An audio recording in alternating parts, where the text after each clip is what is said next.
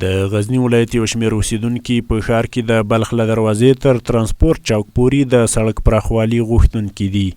دوی وایي چې پر همدې ځای د زیاتې ګڼې ګوڼې له امله له سختو ستونزو سره مخ دي او که بیړنی ناروغ ولري نشي کولی پر وختي تر روغتونه ورسوي. دلته خو داسې بیروبار د وروره که ګانټه هم لار بندوي، نیمه ګانټه هم لار بندوي. دا د دې پلو له وجې هلته مخکې ترانسپورت چوک ډېر کوچنی ده. دا پل چې دوه سي، دا پل که دوه جوړ سلو دې به دا لار نه بندېږي.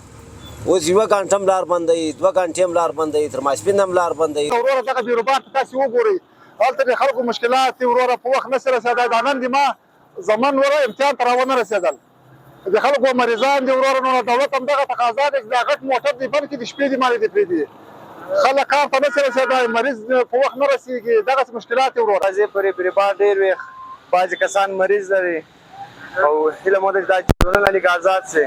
هممهاله د ښاروالۍ ریاست مسؤلین ژمنه کوي، وایي چې په نږدې وختونو کې به د یادې ساحې دوه طرفه سړک پراخ کړي او د ګڼې ګوڼې د ښه مدیریت لپاره به کوټلي ګامونه پورته کړي. عمومي پروژه چې د بلخ له دروازې څخه چې د بدر چوک او ترانسپورت چوک او هلته کوم سړک د ملکي شفخانې سره راوتلی ده عمومي شهرت ته، تر هغه ځایه پورې حتی کوشش کوو چې دا وغځوو د لالا تر چوکه پورې. نو تقریبا د سړکو ډیزاین او نقشه او دا کارونه ټول خلاص شوي دي. فعلا موږ دا لیږلي دي مرکز ته چې هغوی دا موږ ډیزاین او د هغه پاس کړي. نو تقریبا دواړو طرفو ته په اندازه د 7 متره سړکونه پراخیږي.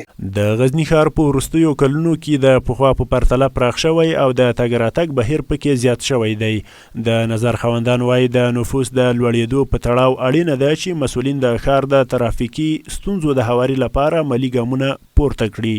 محمد عارف لیوال، امید راډیو، غزني.